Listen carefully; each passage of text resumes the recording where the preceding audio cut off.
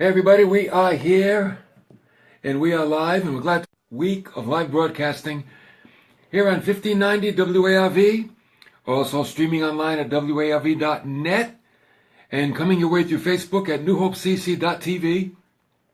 Click on Facebook, boom, there we are, live and in person. We're in a series, it's about being serious with our faith. I call it being radical with God, but you know, anything we're serious about, it shows that it's important. And the things we're not serious about, they're not important. It could be a career, it could be an education, it could be a hobby, it could be learning a musical instrument, and it could be your faith. Are you serious about your faith? You know, you can be religious, that doesn't mean you're serious. Religious means I go through a lot of rites and rituals and observances, but they really don't mean a lot.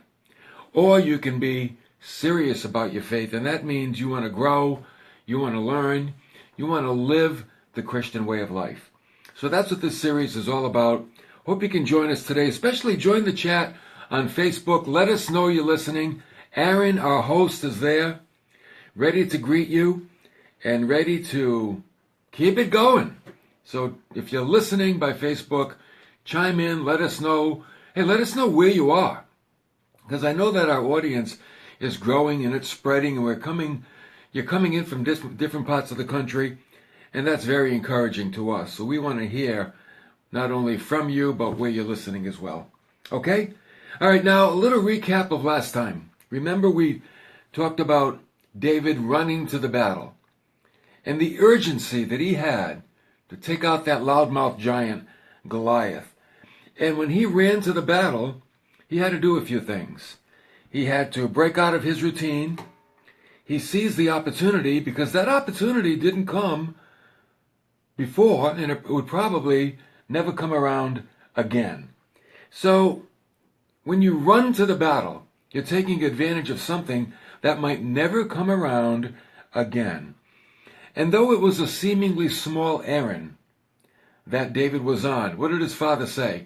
Take this lunch to your brothers. Let me know how the battle's going.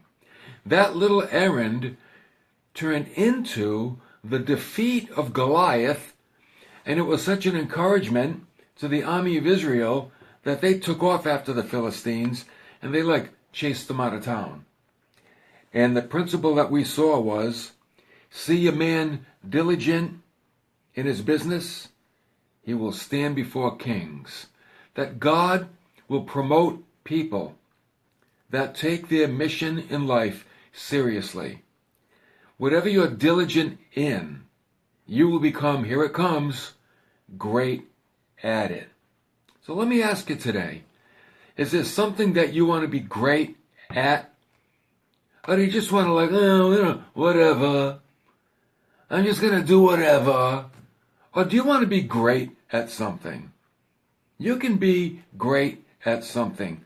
Just be diligent in it. That's all you need to do. Okay? And when we talk about our faith, we're talking about being diligent in something that not only has earthly repercussions. Oh no, it's got more than that. It's got eternal repercussions. So you're talking about something that's going to go into life evermore. And that's what's so important. Okay? Now today we're going to talk about a kind of a people that everybody knows. Maybe you're one, I don't know. Maybe I'm one sometimes, I don't know. But we're going to talk about know-it-alls and how hard it is to be around know-it-all. Are you a know-it-all? Do you know someone that's a know-it-all? Am I a know-it-all? I don't. Sometimes I probably am. But we're going to talk about that today. And we're going to, first of all, define a know-it-all. And then we're going to learn how to handle a know-it-all. Okay? So now, a know-it-all is really a form of bullying, even if that's not the intention. And why is that? Because the know-it-all has an opinion, get this, on everything, regardless of whether they know anything about the subject or not. They always have an opinion. You know, something is self-evidently true purely because they happen to think it. We got a lot of that stuff going on in the political arena today, don't we? And I don't get into politics here on New Hope Radio, but I'm amazed that in social media, the people that just continue to come out against the president, and they're so opinionated, and they don't really know a lot about how government works. They don't. They don't really know what goes on behind the scenes. But the fact that they think it, that makes them an expert. Okay? And what happens is, people that are too opinionated, two things about them. Number one, they're bad at listening. And number two, they're bombastic, which means they're not fun to be around. We have that about Christianity too. There are their mind is made up so much against God and against Christianity that they're bad listeners. And they don't know anything about God. And they don't know anything about Christianity. But they're bad listeners. Just the fact that they have an opinion makes them an expert, makes them a know-it-all. See, what a know-it-all lacks is the humility to say, I really don't know enough to form a proper opinion. That's humility. Humility says, I don't know it all. But then again, if you're a know-it-all, then you think you do know it all, don't you? And you don't have the humility to say, I don't know it all. Because if you didn't know it all, then you wouldn't be a know-it-all. So either you know it all or you're not a know-it-all. Which one are you? If you're a know-it-all, you need to get the humility that says, I don't know it all. And that'll really help you. Okay? So we're going to talk about that today. Know-it-all. I'm going to try to make it lighthearted. Because I think I'm a know-it-all sometimes. And I'm not throwing stones here. I can be kind of thick-headed at times and think I know more than I really do. So I can include myself in this too. The know-it-all, though, is always not always, but most of the time, they're set on transmit instead of receive. A know-it-all has to transmit. A radio transmits, right? It puts it out there, puts it out there, puts it out there. But it has a hard time receiving. Like if you've got an FM radio, what does it do? It transmits all the time. If you've got an AM radio, it transmits all the time. That's like a know-it-all. Right now, I'm transmitting on radio and Facebook and whatever, right? But you have to have a receiver in order to receive. Let's say a two-way radio has both. A two-way radio transmits and receives. A telephone transmits and receives. Okay? So a know-it-all is like on transmit most of the time. They're not up from receiving from others. They want to be the one giving out the transmission. They're what the Bible might call pearls of wisdom. Oh, no one can be denied their pearls of wisdom, even if it's only wisdom to them. The problem many times is what they don't know isn't worth knowing. That's what they think. They think, well, if I don't know it, it's not worth knowing anyway, because I already know it already. Yeah, that's a know-it-all. A know-it-all knows it already.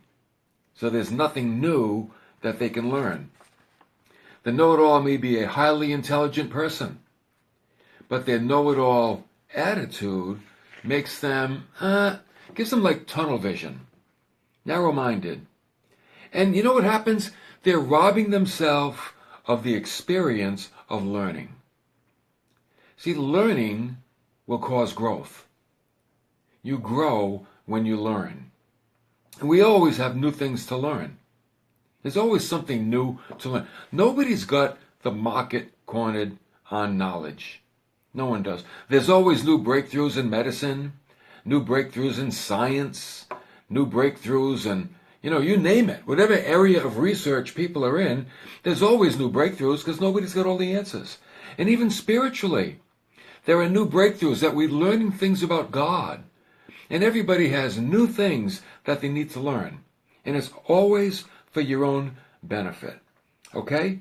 So, also, being a know-it-all is bad for self-esteem. The know-it-all can damage your self-esteem when they talk to you, because they're so certain in what they say. There's something compelling about certainty. And they're so certain in what they say, they can actually sway you and make you feel dumb. I don't think it's fair to make anyone feel dumb. We're all at the place we're at. And I know I'm at a place where I know some things, but I don't know all things. And you're at a place where you know some things, but you don't know all things either.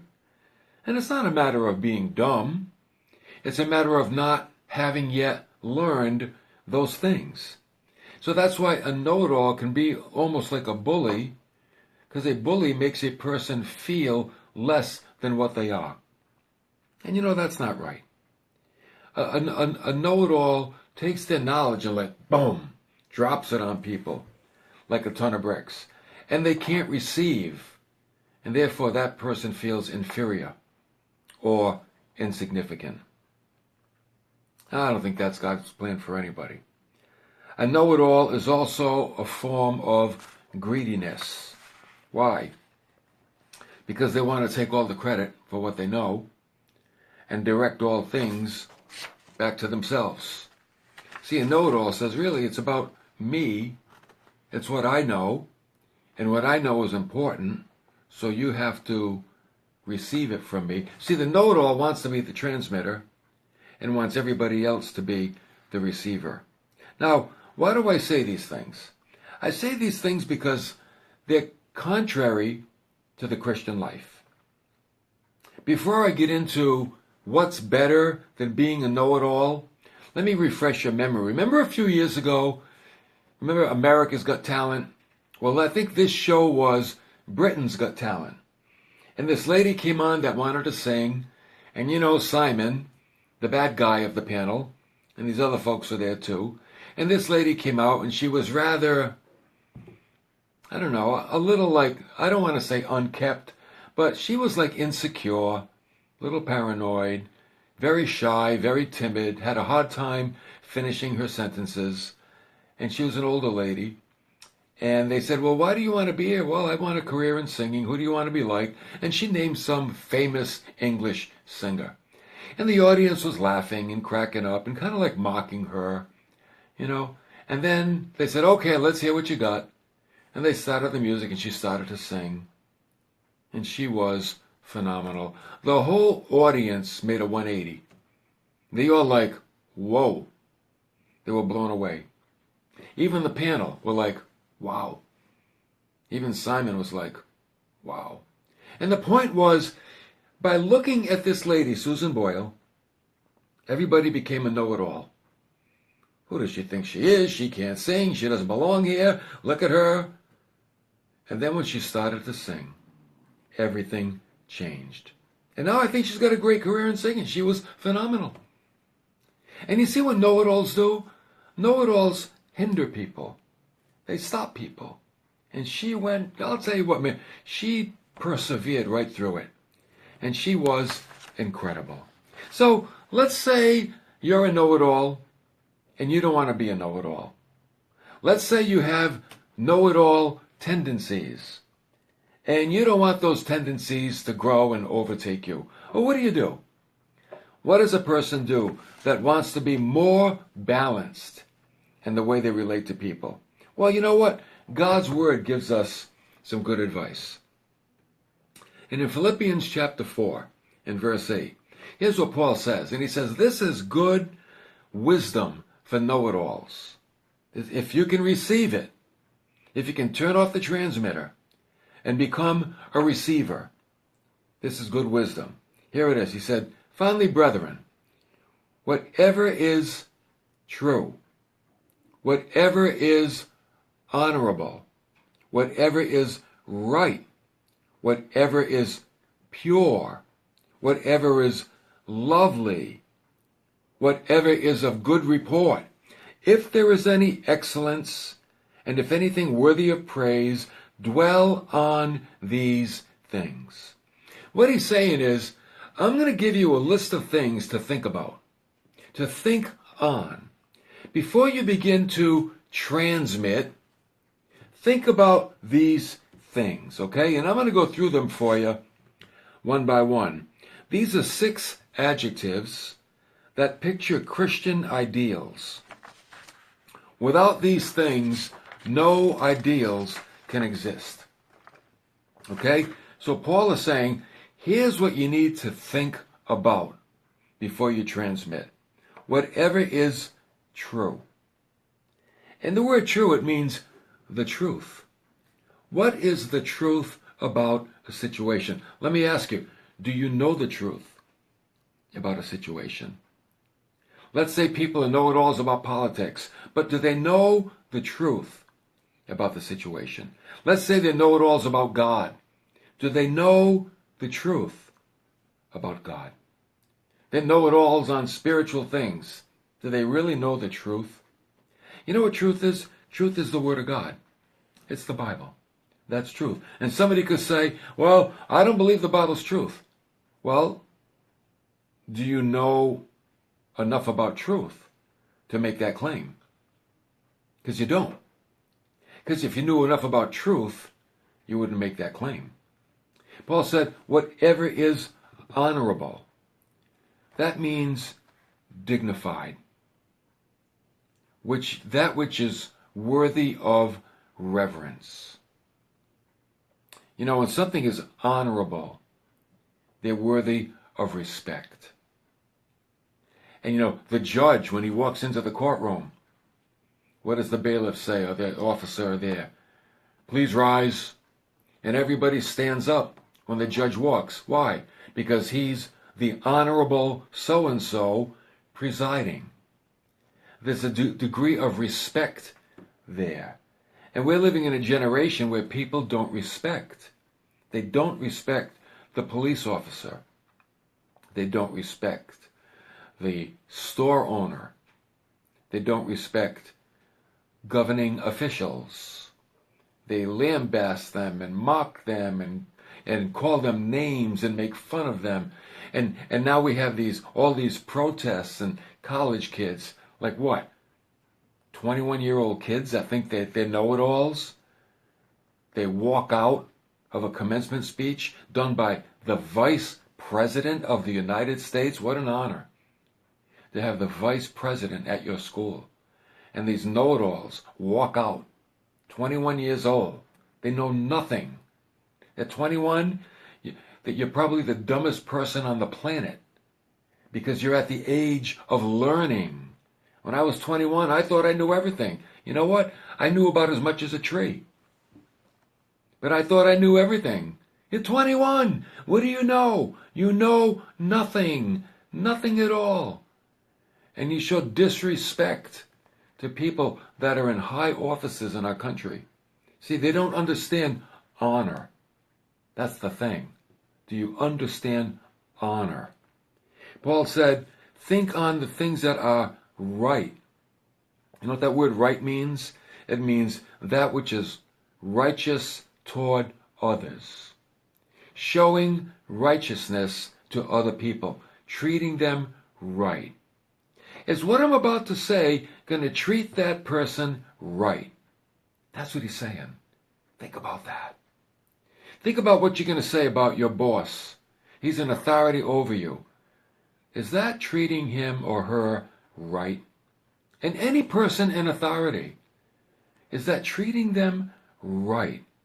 See, this is the opposite of being a know-it-all. Whatever is pure, that means think on things that are innocent, that are modest, that are clean in themselves. You know, there's a lot of bad, nasty talk in the world today. You know, I don't know. I'd be completely ashamed of myself. People humiliate themselves. They don't even realize it by the things they post on Facebook. I mean, I would never post some of the things that people post. I mean, it's embarrassing to them, and they don't see it. They don't see how they embarrass themselves, how they make themselves look foolish and undignified. It's ridiculous, and it's like they really think that the world is going to admire them for making fools out of themselves for the things that they put for the whole world to see. That is completely opposite to thinking on things that are pure and modest and lovable. You know what Facebook is? Facebook is a tool that reveals where people's hearts really are. It does. And there's some people, they put some really nice, encouraging things on Facebook. And there are other people, they're nothing but discouraging, nothing but disparaging, nothing but bad news. You know why? That's what's in their heart. Hearts are revealed by the things that we post on Facebook. So God gives us a list of things. He says, listen, don't make a fool of yourself. Think on what's true. Think on what's honorable. Think on what's right to the other person. Think on what's pure. How about this one? Think on what's lovely. What's lovely? Lovable. Acceptable. You know, isn't it funny how you would say something to a person's face and then say something totally contrary behind their back about that same person? Ain't that a kicker? Ain't that a kicker that we would do that? That you look someone right in the face and say one thing, and then behind their back say something totally opposite. That's not thinking on what is lovely. Lovely means lovable. You know what the world needs? The world needs people that build up and edify. We know there's a lot of wrong in the world. There's a lot of bad stuff going on. But do we need to regurgitate it like all the time? How about bringing in a fresh, new look to life? How about bringing in the positive look, the bright side? You can only bring in the bright side when you have the bright side. And what is the bright side? The bright side is hope. And you can only bring hope when you have hope. And you know, I'm going to tell you where hope comes from. It only comes from one place. Numero uno, one place. You know where hope comes from? Christ. That's where. It comes from Jesus Christ. It's the only place you can get hope. So if you want hope, you got to have Christ in your life. And that will bring you hope. That's why our church is called New Hope Christian Church. Because we promote Jesus Christ. We lift up Christ, and hopefully people will find Christ and they'll find hope. This is New Hope Radio, because we want to lift up Christ. And when we lift up Christ, hopefully people find Christ and they find hope. It's not a positive motivational speech program. It's not a feel-good program. It's a program that points out your need for a Savior. That's what it is. Unless people realize that they need Christ in their life, they'll never go after Him. And they'll never find Him. And they'll never find the hope in life that they could have. Paul adds to the list and he said, listen, whatever is of a good report, think on these things. You know what a good report means? Things that are well spoken of. Things that are pleasing. You know, there's a good side to everything. There's a good side to a lot. It's easy to knock people, but I think most people have a good side. Maybe not all of them. These nutcases that blow themselves up and kill innocent people, they don't have a good side. They're pure, totally evil. That guy in England that killed all those innocent kids, that's pure, totally evil. That's evil at its finest. Some people don't have a good side. Maybe at one time they did, but man, that thing was eradicated long ago. But most people have a good side. They do. People you work with, and maybe you don't get along with them, you know what? See if you can find the good side. It might be there. Try to find it and try to focus on that. Paul said, things that are excellent, think on these things. Excellent means they have valor. they're virtuous. You know what they consist of? Something that's excellent. Here's what it is. It demonstrates love to God and morality to man. That's what it does. Love to God and morality to man. What does morality to man mean? It means you want the best for your fellow man. You're not going to deceive him. You're not going to connive him. See, when something is moral, it means it's pure.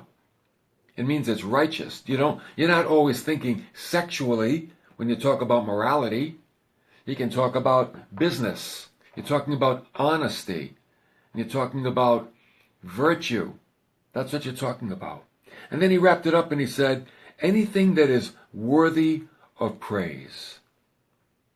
Think on these things. You know what we have to do? Here's what we have to do. We have to take an inventory of our thought life. And look at your thought life. And do most of your thoughts fall into the category of being a know-it-all and knowing everything? Or do your thoughts fall into, I'm willing to learn. I want to learn. I don't know everything. I want to learn because I want to grow. And I know that as I grow spiritually, I will become a better person. I will become a blessing to other people. I will live in hope, and I will give hope to others. That's why the thought life is so important. And know-it-alls don't contribute anything to life. They really don't. So today's a good day for some soul searching. Think about this. Maybe visit this Facebook post later on. Listen again. Share it. Get other people in your friend list to watch New Hope Radio. I want to thank you for coming along today, and we're going to be back same time tomorrow for more of New Hope Radio. I'll see you then.